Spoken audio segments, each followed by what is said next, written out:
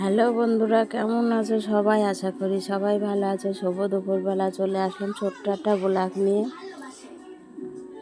কালকে তো তোমাদের বলেছি যে আমাদের ঘরে কারেন্ট ছিল না, তো সারা রাত বহুত কষ্ট করে করা হয়েছে, রাত জাগা হয়েছে, কোনো রকম সকালটা হয়েছে। তারপরে কারেন্টের লোকরা এসে কারেন্টটা ঠিক করে গিয়েছে।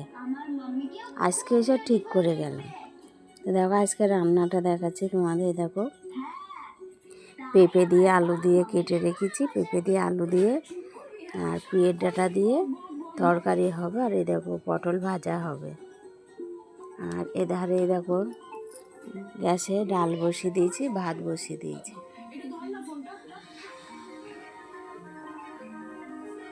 এটা মসুরের ডাল সেদ্ধ বসাইছি, কেবলই বসালাম।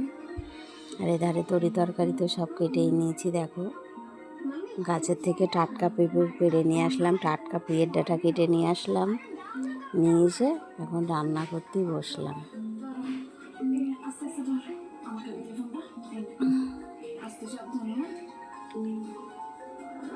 আমাদের কি বলবো, এমন অবস্থা, কালকে পুরো ঘরটা বডি হয়ে গিয়েছে, পুরো ঘর কারেন্ট হয়ে গিয়েছে।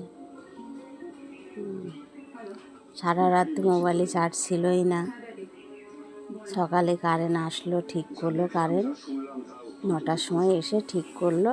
তারপরে মোবাইলে চার্জে দিয়ে এখন মোবাইলটা একটু হাত দিলাম। আমি দেখলাম যে রান্নাটা কী করছে, তাহলে একটু বন্ধুদের সাথে শেয়ার করি, এই জন্যই আমাদের সাথে শেয়ারটা করলাম। তা চলো সবাই সুস্থ থেকো, ভালো থেকো। এমনি এখন বর্ষার সময়, তার মধ্যে এবার সকাল থেকে বিশাল বৃষ্টি শুরু হয়েছে।